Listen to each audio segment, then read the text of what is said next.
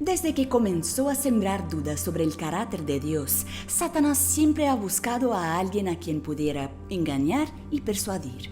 Solo necesita un poco de atención para lanzar su trampa. Cada uno de nosotros es un combustible potencial para que el enemigo de Dios continúe en acción.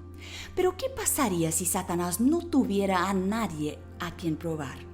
Nos encontramos casi al final de nuestra conferencia online sobre eventos finales promovida por la editorial Sa Feliz, y esta entrevista nos ayudará a comprender cómo acabará Dios con Satanás y el pecado.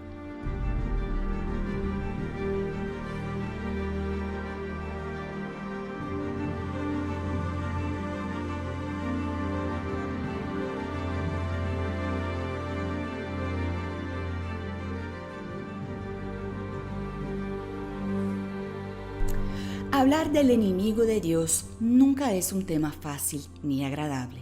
Al fin y al cabo, Satanás siempre ha sido y sigue siendo mucho más inteligente y astuto que los seres humanos. Él se ríe de nuestros esfuerzos y desdeña nuestra capacidad limitada, pero tiembla ante el alma más débil que se arrodilla y pide la ayuda del Salvador. Satanás ya estaba vencido cuando Cristo clamó en la cruz: consumado es. Pero su fin aún no ha llegado. Sigue rugiendo como un león buscando a quien devorar. Pero muy pronto Satanás será aniquilado y el pecado ya no se encontrará en el universo perfecto de Dios. Para aclarar cómo serán los últimos momentos de Satanás y la historia del pecado, recibimos a Alejandro Medina, doctor en teología y subdirector del área editorial de Gema Editores, la editorial adventista en México. Doctor Medina, muchas gracias por participar con nosotros. La Biblia dice que el fin de Satanás será solitario, pero ¿qué dicen exactamente la Biblia y el espíritu de profecía sobre este tema? ¿Qué tal, Arisa? Un placer saludarte y a todos nuestros amigos que nos están viendo. Voy a compartir mi pantalla ahora mismo y decir dos cosas. En primer lugar, que el cautiverio de Satanás es parte de un segmento que se extiende desde Apocalipsis 17 a 21:1 a 21:8. En esta sección se observa la caída de los diferentes enemigos de Dios, incluyendo a Babilonia, la bestia y el falso profeta. Por supuesto, el dragón, o sea, el mismo Satanás. Y aquí se lleva a cabo un juicio en contra de los poderes del mal al final de la historia. Pero al final, el único que queda es Satanás, está solo. Los demás enemigos se quedan, están aniquilados. Y la pregunta es por qué se queda Satanás solo. La primera vez que se habla del cautiverio en las escrituras de un lugar donde está confinado es en Génesis. Si recordamos, en Génesis él se encontraba confinado al árbol del conocimiento del bien y del mal que se localizaba en el centro del jardín del Edén. Así que en realidad Adán y Eva recibieron la orden de no acercarse al árbol porque él no podía salir de un espacio que estaba en el jardín del Edén. El tema del cautiverio no es exclusivo del Apocalipsis. Después aparecerá ahí en Apocalipsis 21, 20 del 1 al 3, la parte donde dice la Biblia que un ángel descendió con la llave del abismo y una cadena en la mano, lo tomó y ahí se hace la alusión a la serpiente antigua. Es decir, una vez más, la serpiente es sometida y es colocada en un espacio particular, como en el caso del Génesis, pero esta vez es llevado ahí a la tierra. La tierra dice que lo arrojó al abismo y la descripción bíblica dice que el ángel tiene en la mano una cadena. La cadena en Apocalipsis 1:18 se hace la alusión a que hay un ángel que tiene las llaves de la muerte y y ese no es otro que Jesús, que tiene la autoridad. El confinamiento tiene un paralelo con algunas historias del mundo del paganismo, es decir, también aparecen algunas historias sobre todo de los griegos, en el libro de Enoc, apócrifo de Enoc, ahí también aparecen algunas alusiones al tema. Y en Isaías 24:21 se menciona que Dios va a castigar a los malos y los va a encarcelar en una mazmorra. Es decir, también aparece el tema de la prisión en otras partes de la Biblia. Dice la hermana White en el libro Conflicto de los Siglos, páginas 716 y 17, que el confinamiento de Satanás tiene que ver con que ya no le va a quedar a nadie a quien él pueda engañar y que ya no puede ejercer su poder. En este sentido, el deleite de él era engañar, pero ahora ya no hay a quien engañe. Y el tema de la tumba, la hermana White en la misma obra dice que él estuvo encarcelando a la gente, al pueblo de Dios, durante 6000 años. Y esa prisión se refiere ella a la tumba. Pero el Señor rompió sus cadenas. Aquí la figura de las cadenas y la tumba es interesante porque los tenía presos. Ahora, durante esos 1000 años, la hermana White dice que él andará errante de un lado a otro mientras la tierra está desolada y todo este tiempo, todo parece indicar, dice, esta declaración es muy interesante, dice que padece intensamente. A él le resulta muy difícil no tener a quien engañar. Pero ¿estará Satanás solo o los otros ángeles caídos estarán con él? Estará solo totalmente, totalmente solo porque no tiene a quien engañar. Es el único que queda al final, el único que queda y el único que va a establecer este tipo de ejercicio. Eso es lo que la Biblia y la hermana White dicen al respecto. ¿Cómo será y dónde estará esa prisión? Esta prisión de Lucifer es aquí en este mundo. Ocurre aquí en este mundo porque dice, voy a volver a compartir pantalla en este momento.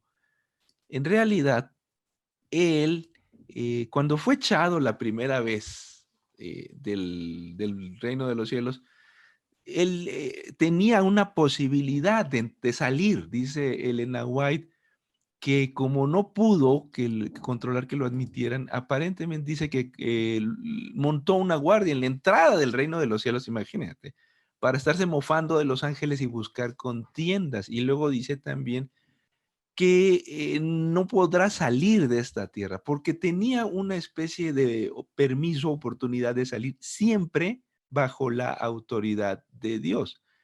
Es decir, parece que tenía acceso ilimitado a ciertas partes, pero en esta ocasión ya no puede salir. En ese sentido, es que estará encarcelado.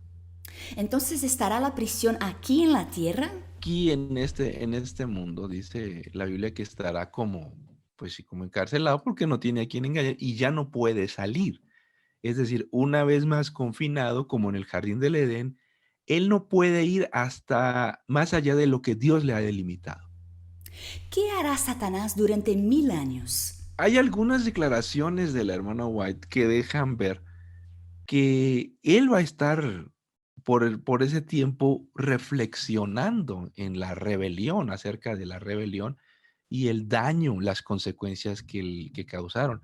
Incluso la descripción de Elena White es que tendrá terror por momentos, unas cosas muy interesantes acerca del carácter de Lucifer.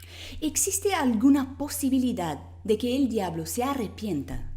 Bueno, él ya tuvo su oportunidad. En el libro Historia de la Redención, la hermana White dice que a él se le dio la oportunidad de arrepentirse. Estuvo a punto de hacerlo, incluso sus seguidores lo estimularon, los propios ángeles que lo siguieron, a que se arrepintiera y aceptara, pero no quiso. La Biblia dice al final que su carácter no ha cambiado, que al término de los 1000 años va a volver a cargar en contra del pueblo de Dios y en contra del Señor y va a tratar de convencer a sus seguidores que él tiene razón y que en realidad hay que tomar la ciudad porque Dios es un tirano y va a hacer algunos milagros para que esto suceda. Así que no ha cambiado. Él tuvo la oportunidad de arrepentirse y en esta ocasión los 1000 años no son un momento, no son una oportunidad de arrepentimiento. 1000 años son una muestra que hace Dios de su autoridad.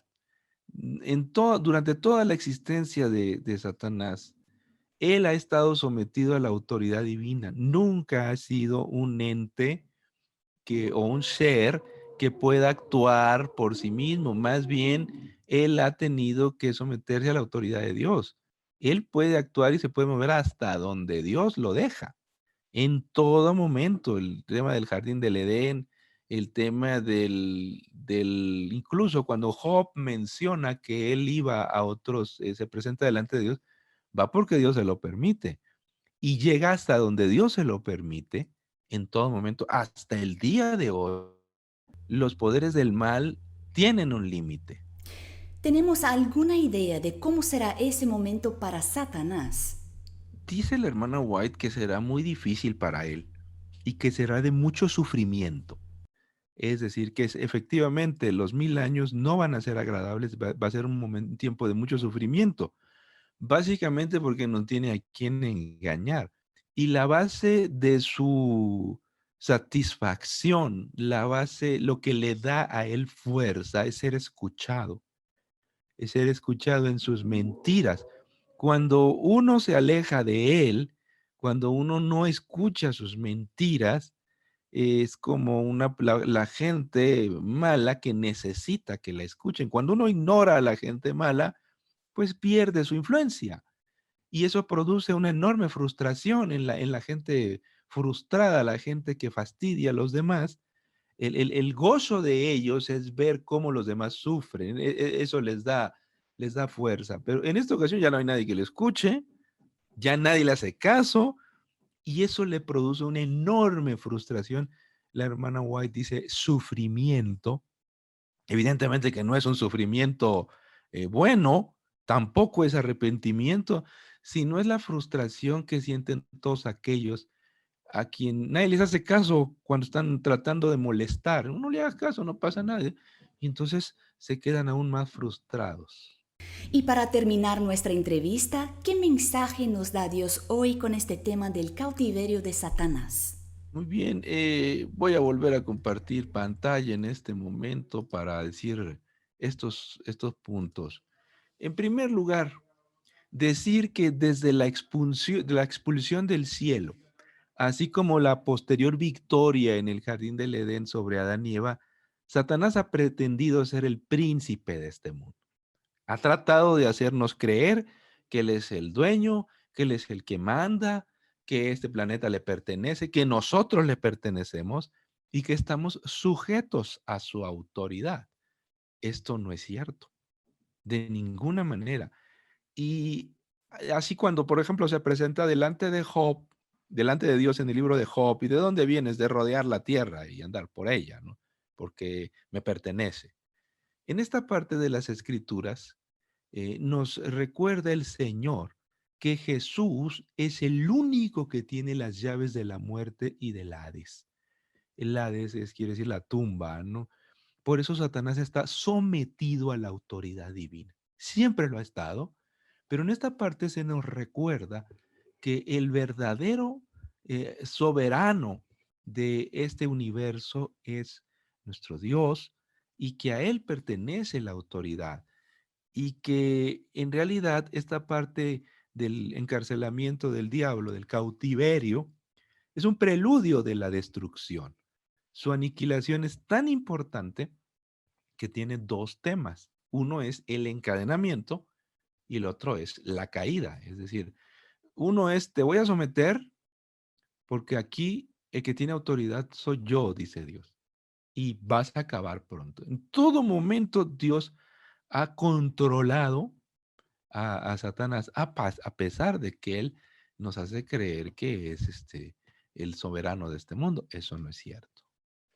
Otro detalle que es que Satanás no cambia.